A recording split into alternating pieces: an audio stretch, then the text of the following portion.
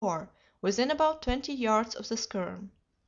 We all looked out, but could see nothing, and then followed another period of suspense.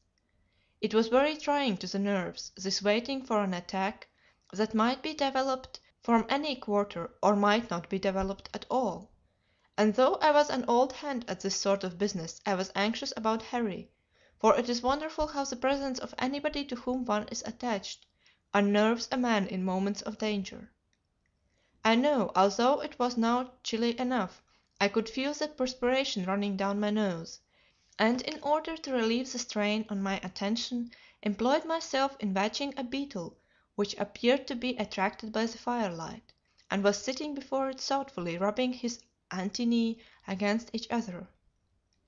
Suddenly the beetle gave such a jump that he nearly pitched headlong into the fire, and so did we all, gave jumps I mean, and no wonder, for from right under the skerm fence there came a most frightful roar, a roar that literally made the Scotch cart shake and took the breath out of me.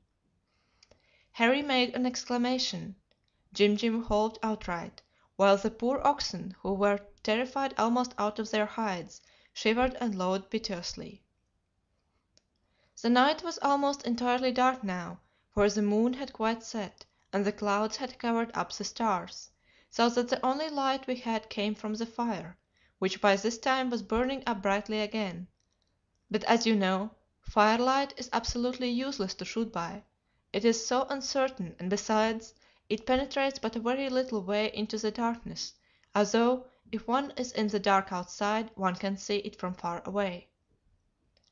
Presently the oxen, after standing still for a moment, suddenly winded the lion and did what I feared they would do, began to "skrek," that is, to try and break loose from the trektow to which they were tied, to rush off madly into the wilderness.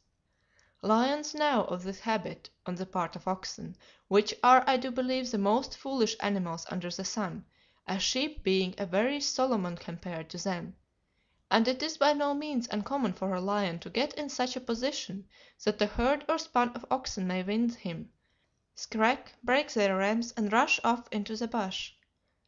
Of course, once there, they are helpless in the dark, and then the lion chooses the one that he loves best and eats him at his leisure.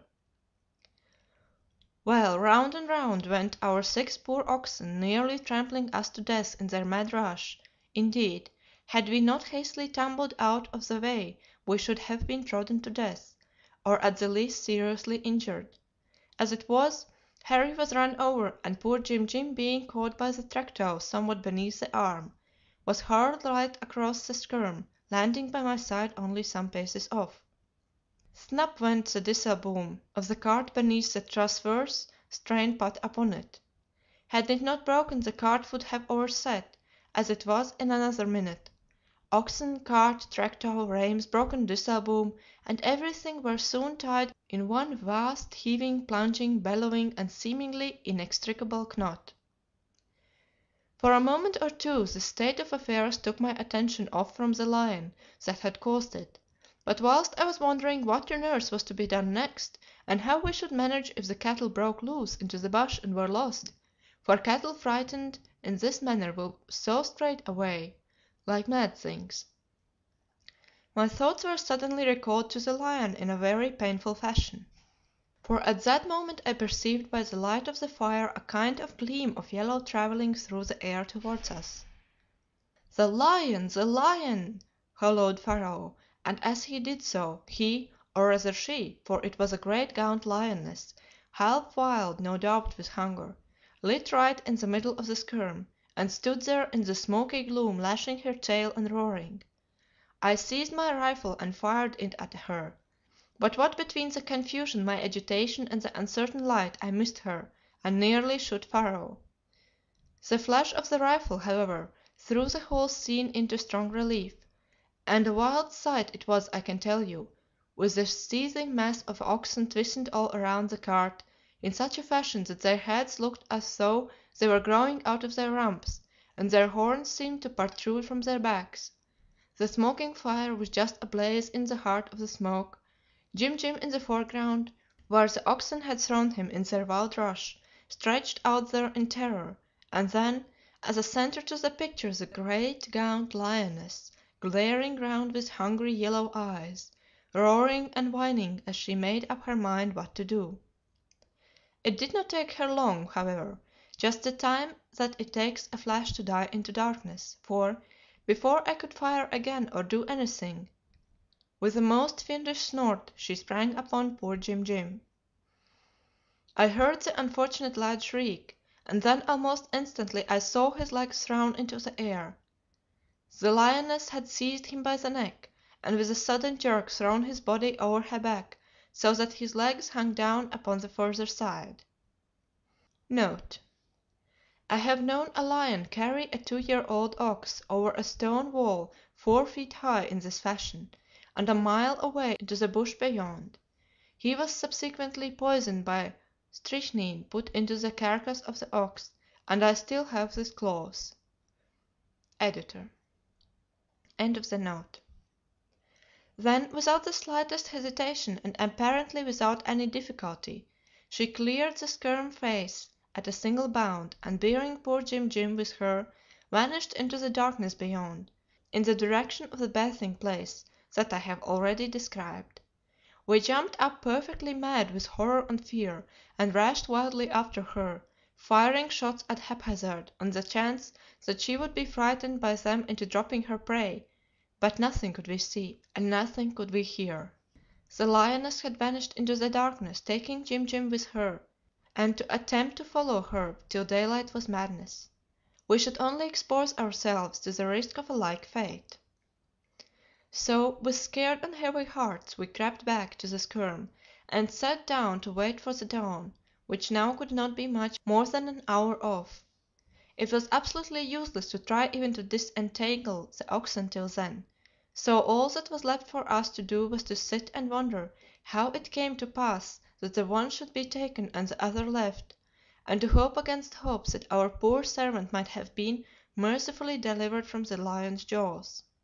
At length the faint dawn came stealing like a ghost up the long slope of bush, and glinted on the tangled oxen's horns, and with white and frightened faces we got up and set to the task of disentangling the oxen, till such time as there should be light enough to enable us to follow the trail of the lioness, which had gone off with Jim Jim. And here a fresh trouble awaited us, for when at last with infinite difficulty we had disentangled the great helpless brutes, it was only to find that one of the best of them was very sick. There was no mistake about the way he stood with his legs slightly apart and his head hanging down. He had got the redwater, I was sure of it.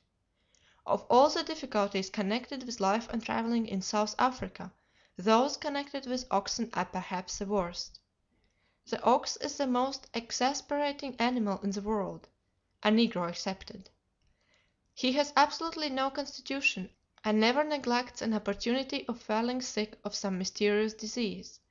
He will get thin upon the slightest provocation, and from mere maliciousness die of poverty, whereas it is his chief delight to turn round and refuse to pull whenever he finds himself well in the centre of a river, or the wagon wheel nicely fast in a mud-hole. Drive him a few miles over rough roads, and you will find that he is footsore. Turn him loose to feed, and you will discover that he has run away, or if he has not run away, he has of malice aforethought eaten tulip and poisoned himself. There is always something with him. The ox is a brute. It was of a piece with his accustomed behaviour for the one in question to break out, on purpose probably, with Redwater, just when a lion had walked off with his herd. It was exactly what I should have expected, and I was therefore neither disappointed nor surprised. Well, it was no use crying as I should almost have liked to do, because if this ox had Redwater it was probable that the rest of them had it too, although they had been sold to me as salted, that is, proof against such diseases as Redwater and lungsick. One gets hardened to this sort of thing in South Africa in course of time, for I suppose in no other country in the world is the waste of animal life so great. So taking my rifle and telling Harry to follow me, for we had to leave Pharaoh to look after the oxen, Pharaoh's lean kine I called them, I started to see if anything could be found of or appertaining to the unfortunate man.